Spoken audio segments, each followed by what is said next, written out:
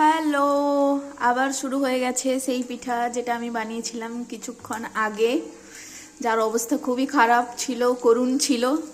এখন সেটা ভালো হয়ে গেছে, তার কারণ হচ্ছে এখানে ময়দা মেশানো হয়েছে।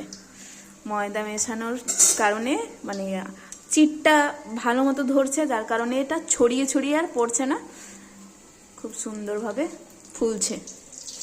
এই যে একটা এরকমভাবে হয়েছে, আর এখানে আছে, আর এখানে হচ্ছে,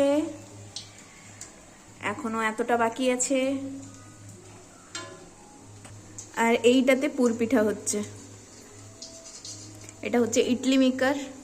ইডলি মেকার মোমো তৈরি হয়, আর এটাতে হচ্ছে পিঠাও তৈরি হয়।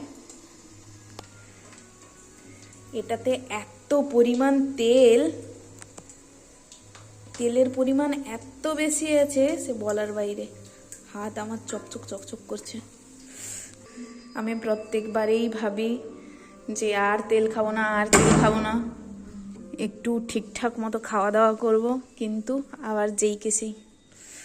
পুরো জানুয়ারি মাসটা আমার এইভাবে কাটবে। ফেব্রুয়ারি থেকে একদম ভালো মতো করে আমি খাওয়ার দাওয়ার কন্ট্রোলে আনবো। আর এটা হচ্ছে আজকে প্রসাদ, আজকে মকর সংক্রান্তির পুজোর প্রসাদ। আর বাইরে আমি পাটা দিয়েছি, পাটা দেখা যাবে না, দেখা যাচ্ছে কিনা কে জানে। আমি তো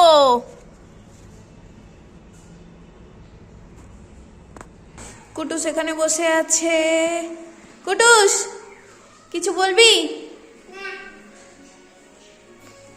আর এই যে মাসা এন্ড দ্য বেয়ার চলছে। এ হচ্ছে বেয়ার, এ হচ্ছে মাসা। আর আমাদের বাড়ির মাসা এই যে, এই মাসা।